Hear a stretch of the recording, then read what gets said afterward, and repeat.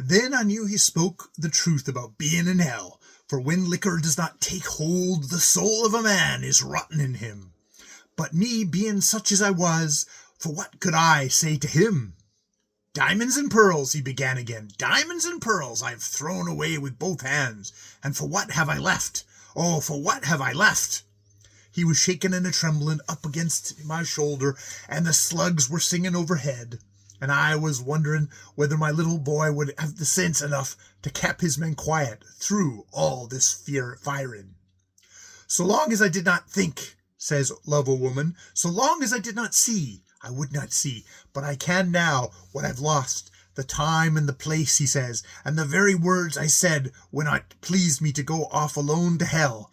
But then, even then, he says, wriggling tremendous, I would not have been happy. That there was too much behind of me. How could I have believed her sworn oath, me that I have broke mine against, and when again broke mine again and again, for the sport of seeing them cry. Aye, there are the others, he says. Oh, what will I do? What will I do? He rocked back and forward again, and I thinking he was crying like one of the woman he talked of. The full half of what he said was brigade others to me. But from the rest and the remnant I suspicioned something in his troubles. 'Twas the judgment of God had gripped the heel of him, as I told him 'twould in the Tyrone barracks. The slugs was singing over our rock more and more, and I says for to divert him, let bad alone, I says. They be trying to rush the camp in a minute. I had no more than said that when a Paythant man crept up on his belly with a knife between his teeth, not 20 yards from us.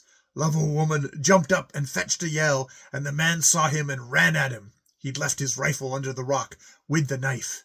Love-O-Woman never turned a hair, but, by the living power, for I saw it, a stone twisted under the Payan man's feet, and he came down full sprawl, and his knife twinkling across the rocks. I told you, I was Cain, says Love-O-Woman. For what the use of killing him? He's an honest man, by compare. I was not disputing about the morals of the Payans that tide, so I dropped Love-O-Woman's butt across the man's face, and hurry into camp, I says, for this may be the first of a rush. There was no rush after all, though we waited under the arms to give them a chance. The Pyanth man, he must have come alone for mischief, and after a while the Love-O-Woman went back to his tent with that queer lurching seemed off in his walk that I could never understand. Begad, I pitied him, and the more because he made me think for the rest of the night of the day when I was confirmed corporal, not acting lieutenant, and my thoughts were not good to me. You can understand that after that night we came to talking a deal together, and bit by bit it came out for what I suspicioned. The whole of his carryings on and devilments had come back on him hard, as liquor comes back when you have been on the drink for a week. All he said was all he'd said and all he'd done, and only he could tell me how much that was come back, and there was never a minute's peace in his scowl. 'Twas the horror without any cause to see, and yet, for what am I talking of? He had taken the horrors with thankfulness, beyond the repentance of the man, and there was beyond the nature of the man, awful to behold. There was more than that was worse than any repentance. Of the scores and scores that he had called over in his mind, and they were driving him mad, there was, mark you, one woman, of all she was not his wife, that cut him to the quick of his marrow. 'Twas there, he said, that he'd thrown away diamonds and pearls past count, and then he began again like a blind bly in an oil mill, walking round and round to consider him that was beyond all touch of being happy on this side of hell. How happy he would have been with her. The more he considered, the more he consoled himself that he'd lost mighty happiness, and then he had worked it all backwards, and crying that he never could had been happy anyways. Time and again in camp, on parade, aye, and in action, I've seen that man shut his eyes and duck head as he would duck to the flicker of a bayonet. For 'twas then, he told me, that the thought of all he'd missed came and stood fornst him like red-hot irons. For what he'd done with the others he was sorry, but he did not care. But this one woman I've told you of, by the hilts of God, she made him pay for all the others twice over. Never did I know that a man could endure such torment without his heart cracking in his ribs, and I have been— Terence turned the pipe stem slowly between his teeth. I have been in some black cells, and I have ever suffered, though it was not to be talked of alongside of him. And what could I do? Pater Nostus was no more than peas on plates for his sorrows. Eventually we finished our promenade across the hills, and thanks to me for the same, there was no casualties and no glory. The campaign was coming to an end, and all the regiments was being drawn together to be sent back home. Love-a-Woman was mighty sorry because he had no work to do, and all his time to think in.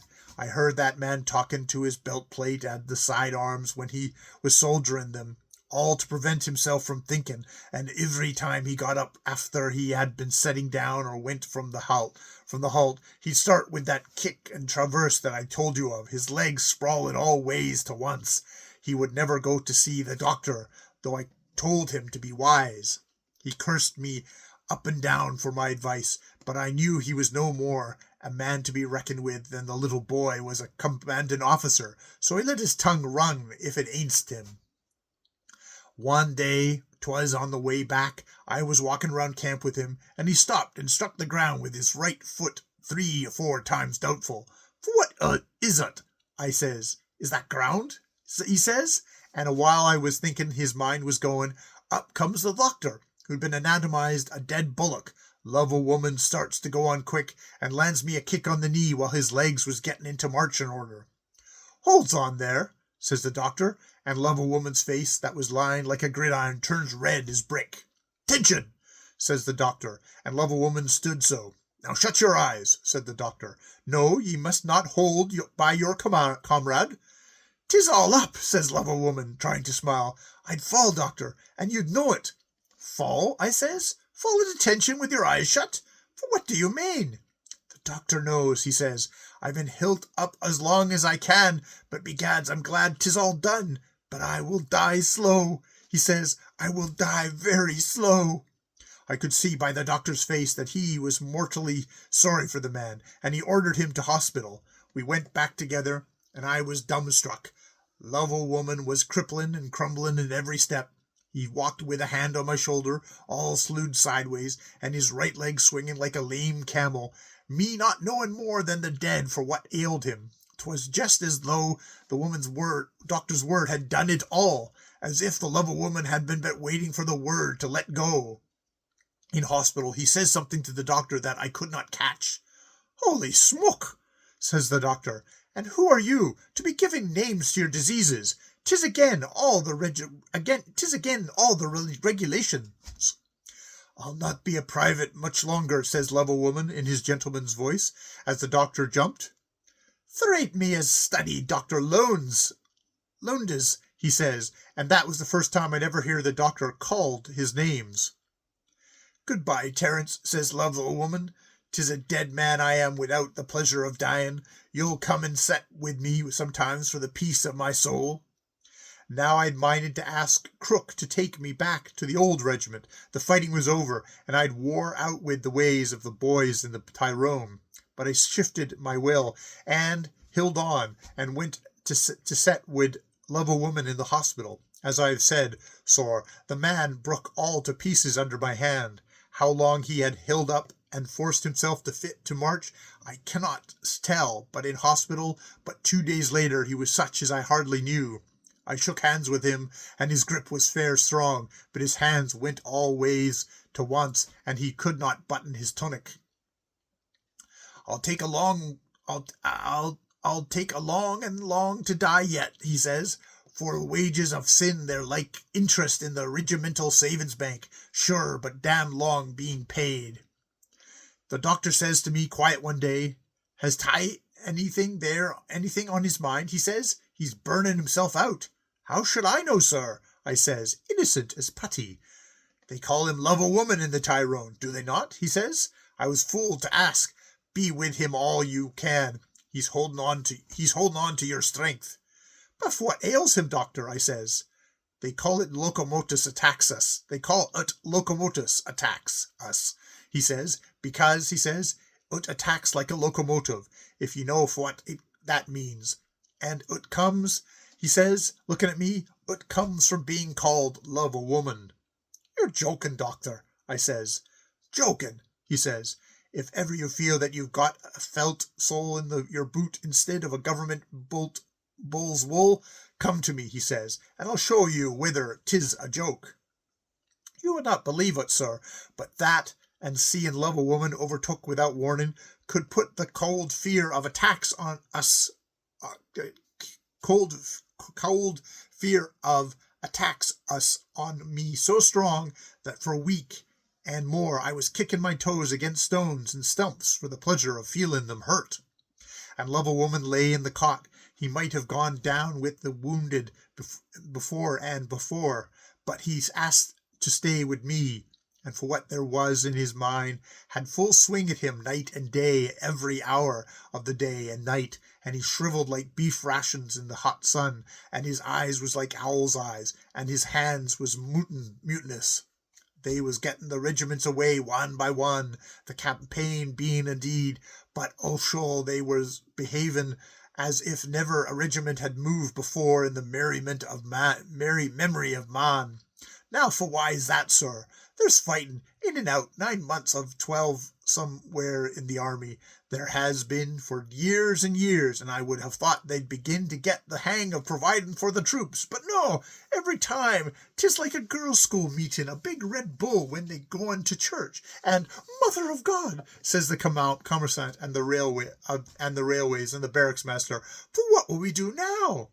The orders came to us of the Tyrone and the old regiment and a half dozen more to go down, and there the orders stopped dumb. We went down, by the special grace of God, down to Kabir anyways.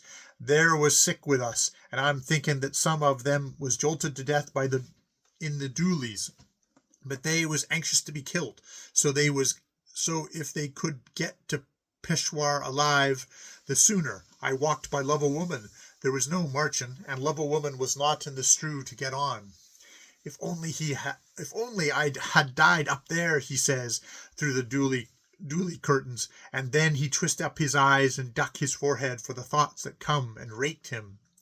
Dina was in the depot at Pindi, but I went circumspicious, for well I knew 'tis just as at the rump end of all things that his luck turns on a man. By token I'd seen a driver of a battery going by at a trot singing "Home, sweet home" at the top of his shout, and taking no heed to his bridle hand, and I'd seen that man dropped under the guns in the middle of the word, and come out by the limber like a frog on a pavestone.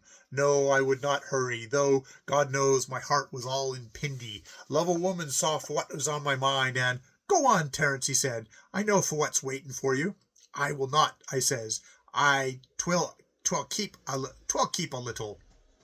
He know the turn of the pass foreman's jump rod and the 9-mile road on the flat to Peshawar. All Peshawar was along the road day and night waiting for friends, women, women, children, and bands. And some of the troops was camped around Jumrod, and some went on to Peshawar to get away down their cantonments. We came in the early morning, having been awake the night through, and we drove sheer into the middle of the mess. Mother of glory, I will ever forget that coming back. The light was not fair lifted, and the first we heard was "For 'tis my delight of a shiny night," from a band that thought we was the second four companies of Lincolnshire. At that we was forced to send them a yell to say who he was, and then up went the wearin' of the green. It made me crawl up all up my backbone, not having taken my bequest. Then right smash into our rear came what was left of the Jock Elliots, with 4 pipers, and not half kilt among them, playin' for dear life, and swinging their rumps like buck rabbits, and the native regiment shrieking blue murder. You never heard the like. There was a man crying like women did that. There was men crying like women that did. And faith, I do not blame them.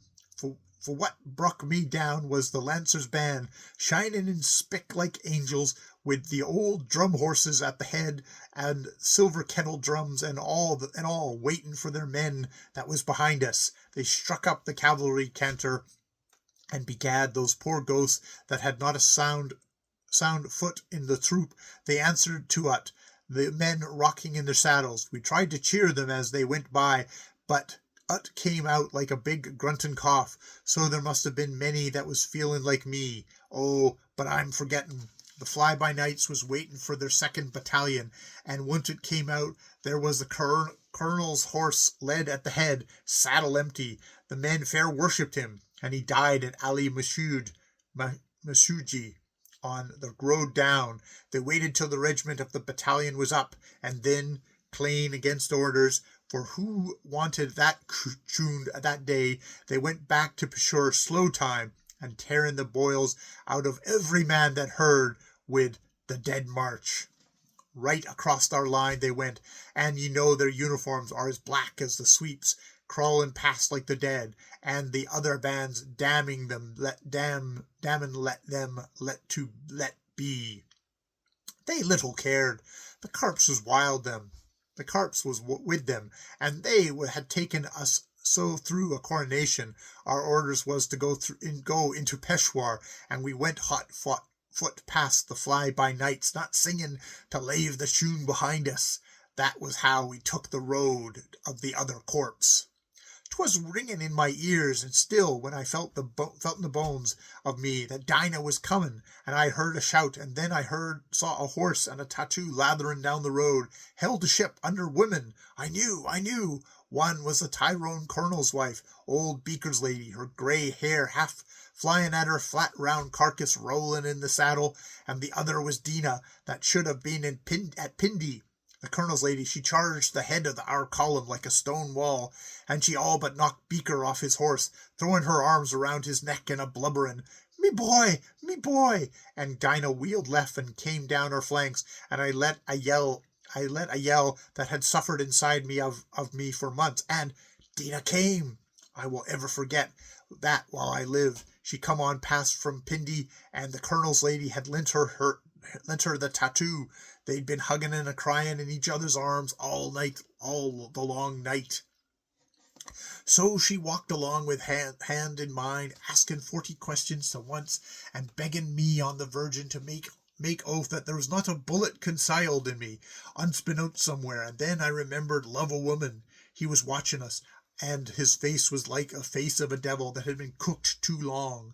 I did not wish Dinah to see it, for when a woman's running over with happiness, she's like to be touched for harm afterwards by the last little thing in life. So I drew the curtains, and Love a Woman lay back and groaned. When we marched into Peshawar, Dinah went to the barracks to wait for me, and feeling so rich that tide, I went on to take Love a Woman to hospital. Was the last I could do, and to save him the durst of the smother, I turned the dooleyman down a road well clear of the rest of the troops, and went along, me talking through the curtains. Of a sudden I heard him say, "Let me look. For the mercy of heaven, let me look." I had been so took up with getting him out of the way of the dust, and thinking of Dinah, that I had not kept my eyes about me. There was a woman riding a little behind us, and talking it over with Dinah afterwards. That same woman must have rid out far on the Jumrod Road. Dinah said that she had been hovering like a kite on the left flank of the columns. I halted the dooley to set the curtains, and she rode by, walking pace, and Love a Woman's eyes went after her, as he would fair hauled her down from the saddle. "Follow there," was all he said, but I never heard a man speak that voice before or since, and I knew by those two wan words and the look in his face that she was diamonds and pearls, and that he talked of his distress. We followed till she turned into the gate of a little house that stood near the Edwards gate. There was two girls in the veranda, and they ran in when they saw us. Faith, at long eye range it did not take me a wink to see for what kind of a house it was, the troops being there and all. There was 3 or 4 such, but afterwards the poilus bade them go. At the veranda, Lovell woman says, catching his breath, "Stop there!" And then, with a grunt that must have tore out the heart from his stomach, he swung himself out of the dooley, and my truth, he stood up on his feet, with the sweat pouring down his face. If Mackie were to walk up now, he'd be walking here now, I'd be less took back than I was then.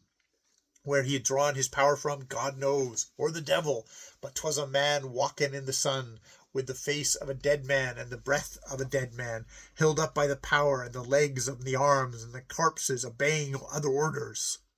The woman stood in the veranda. She'd been a beauty too, though her eyes had sunk in her head, and she looked Lovell woman up and down terrible. "And," she says, kicking back the tail of her habit, "and," she says, "for what are you doing here, married man?" Lovell woman said nothing, but a little froth came to his lips, and he wiped it off with the hands, looked at her and the paint on her, and looked and looked and looked. "And yet," she says with a laugh, "do you hear Rain's wife laugh when Mackie died? Ye do not? Well for you. And yet," she says, "but who but you have better right?" says she. "You taught me the road. You showed me the way," she says. "Aye, look," she says, "for 'tis your work that 'twould me. Do you remember it? That a woman who was false to one man could be false to 2.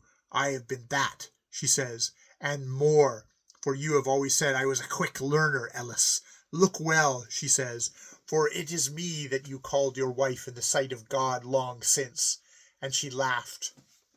Lovell woman stood still in the sun without answering. Then he groaned and coughed to once, and I thought 'twas a death rattle, but he never took his eyes off her face, not for a blink. Ye could have put her eyelashes through the flies of an EP tent, they were so long. "For what do you do here?" she says, word by word. "That you have taken away my joy in my man this 5 years gone, that you have broken my rest and killed my body and damped my soul for the sake of seeing how it was done. Did your experience afterwards bring you across any woman that give you more than I did? Would not I not had died for you? And would you, Ellis? You know that, man. If ever your lion soul saw truth, it's the life, you know that." And Lovell woman lifted up his head and said, "I knew," and that was all. While she was spaking, the power held him up, parade set in the sun, and the sweat dripped under his helmet. 'Twas more and more trouble for him to talk, and his mouth was running thirstways. "For what do you do here?" she says, and her voice went up. 'Twas like bells tolling before. "Time was when you were quick enough with your words, and you talked me down to hell. Are you dumb now?" And Lovell woman got his tongue, and says simple like a child, "May I come in?" he says. "The house is open day and night," she says, with a laugh, and Lovell woman ducked his head and held up his hands as though he was gyrating. The power was on him still. It held him up still, for, by my soul, as I'd never save it, he walked up the veranda steps that had been a living corpse a month in the hospital for a month.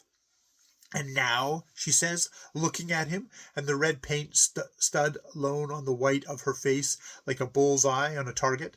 He lifted up his eyes, slow and very slow, and he looked at her long and very long, and he took his speech between his teeth with a wrench that shook him. "I'm dying, Egypt, dying," he says. Aye, those were his words, for I remember the name he called her. He was turning the death colour, but his eyes never rolled. They were set on her.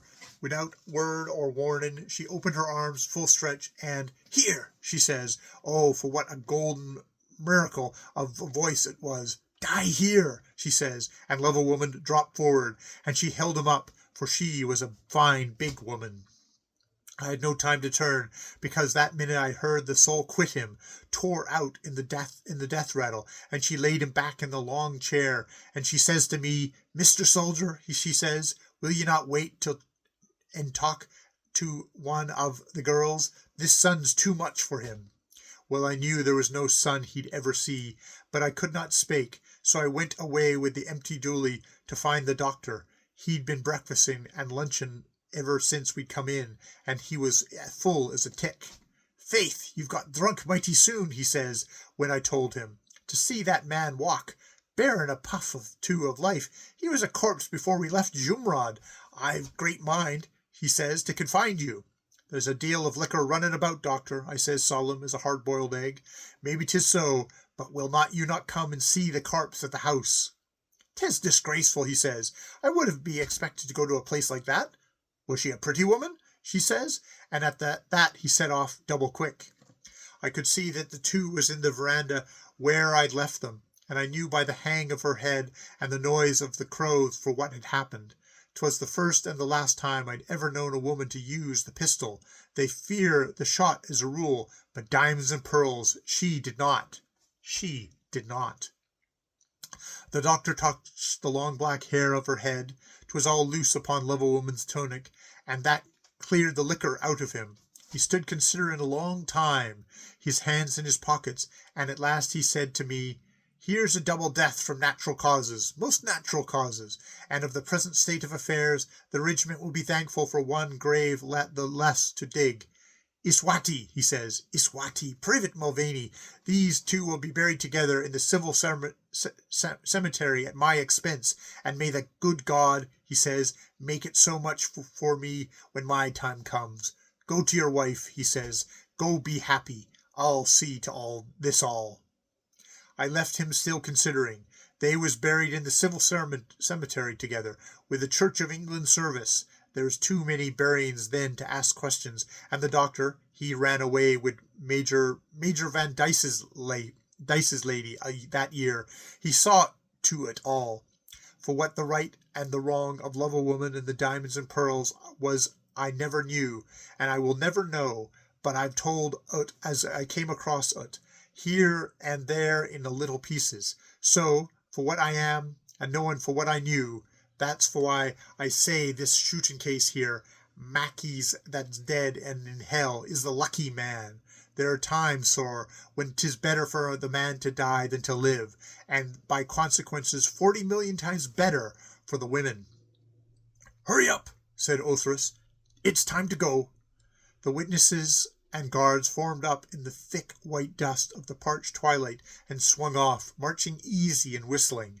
Down the road to the green by the church, I could hear Othras, the black book lie still cleansed on his lips, setting, with a fine sense of the fitness of things, the shrill quick-step that runs, Oh, do not despise the advice of the wise. Learn wisdom from those that are older, and don't try for things that are out of your reach. And that's what the girl told the soldier. Soldier, soldier. Oh, that's what the girl told the soldier.